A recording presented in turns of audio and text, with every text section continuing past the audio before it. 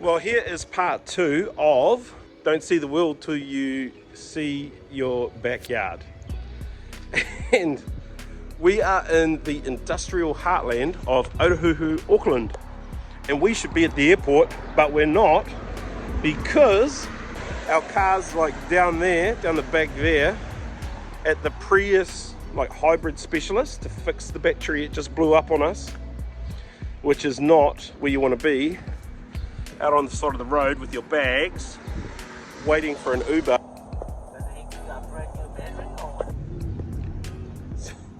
So we're en route to the airport.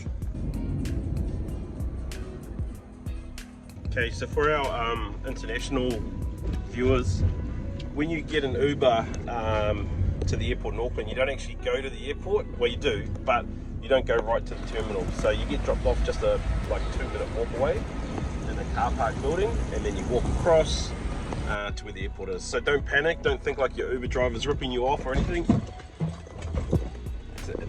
They got awesome judder bars too. But hey Louis, this is just how it is, eh? You just have to come over here. Yeah. For the domestic. Yeah. International is different. Yeah. For the domestic when you go. And here's the terminal here, just in New Zealand. So we did a reel that's had thousands of views about airports and how we hate them because of the lines. And here we are back at the airport. So we are checked in, no lines. And of course we're doing it hard.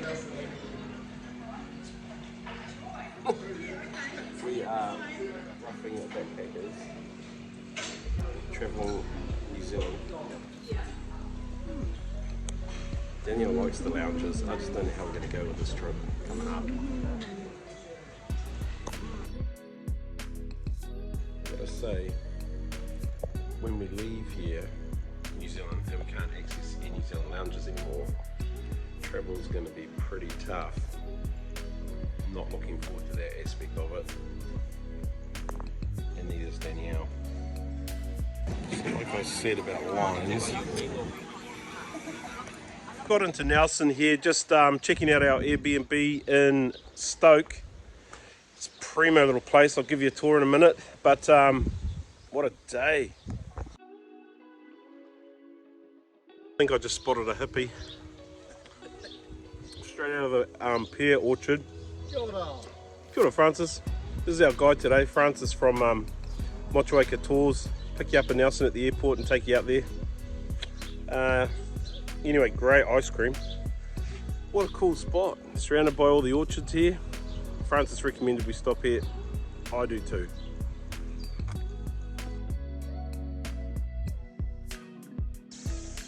We're at the Riwaka Resurgence, and I'm told it's one of the most beautiful water spots you can go to in the Nelson Marlborough area. So we'll see what it looks like. Got beautiful bush behind us here. It's one of those, probably one of those, New Zealand's a beautiful place.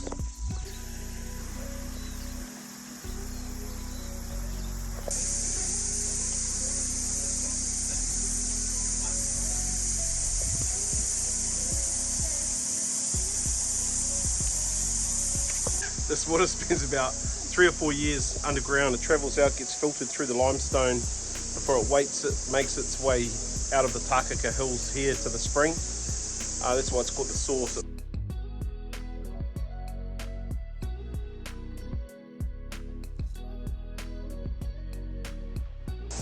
Local Māori women would come here and birth their children in the pool, and also the men, after they'd been spaddled, had come here to cleanse themselves. Pretty cool lake.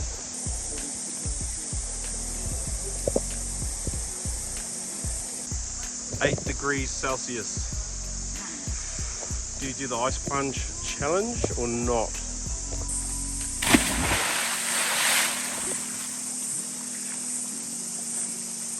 Nice. That's a solid 8. Oh. Pretty warm. Yeah, I don't think it's too bad. So that's definitely worth the walk up here. 5 or 10 minutes only. A little bit steep at places, but definitely well worth the walk. The sacred nature of this area was that the woman would come here and bathe either after or during childbirth. And so just respect that area when you go there. Give it a bit of reverence as it should be given. The spot we swum in, it's okay to swim in. The hole at the very top of the track, you wouldn't swim in there. That's sacred to the local people. But beautiful place, especially on a hot day like this. Get in there.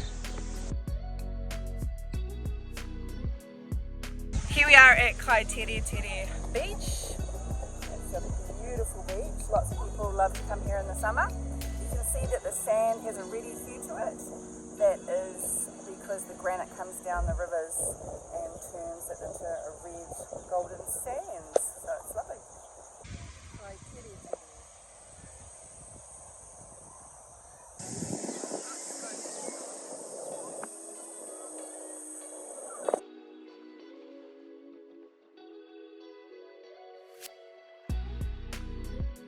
Okay, we've just pulled up at the Abel Tasman Coast Track car park. One of the most beautiful walks you can do in New Zealand. Super accessible, and we are now walking on it. Well, not quite. Actually, there's a cafe just over here, so we're not actually on it yet, but we're heading that way. Give us a minute.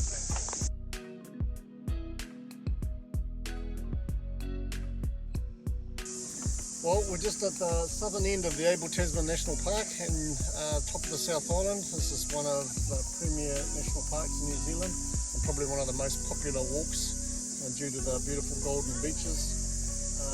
It's that popular over summer that you have to book in the huts. It's roughly 4 days to walk up there to Tōtaranui in the far north of the park. Yeah, it's a beautiful spot. Come on, Danielle, let's go walk it so we can say we walked it. It's one of those influencer Insta moments, isn't it? You just put one step on the track and you can say you've conquered it. Okay, we've seen it, let's go. Time to go, we're done here.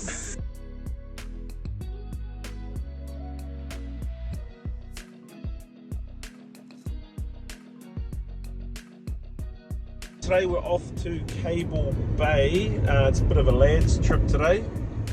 Well, it's boys' car, girls' car. We've got a few extras, so we've divvied up. And Cable Bay is about half an hour or so out of Nelson. And I'll tell you about it when we get there.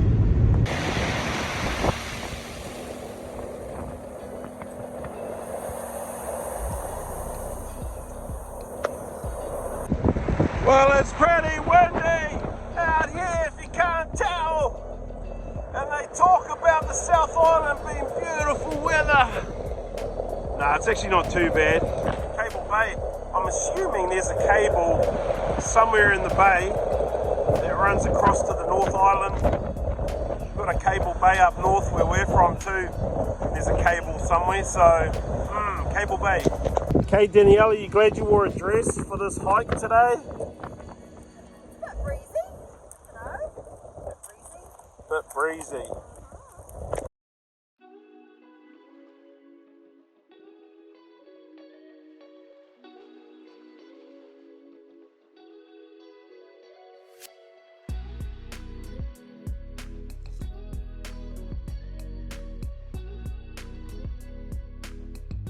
Great spot just to sit.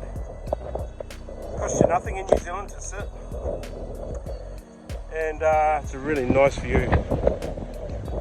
It's so windy, but then you get to appreciate the roughness of the place, the wildness. Love it. This is so like classic New Zealand.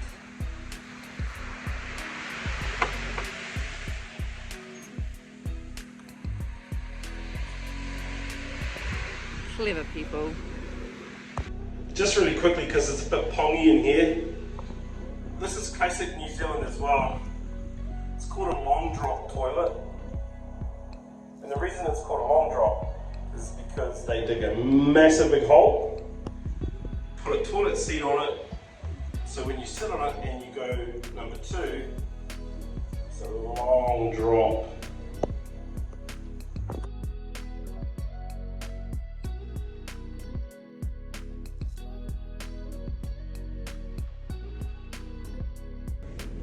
So that was Cable Bay, 20 knot winds. Of course the locals always reckon it's never like this when you come here.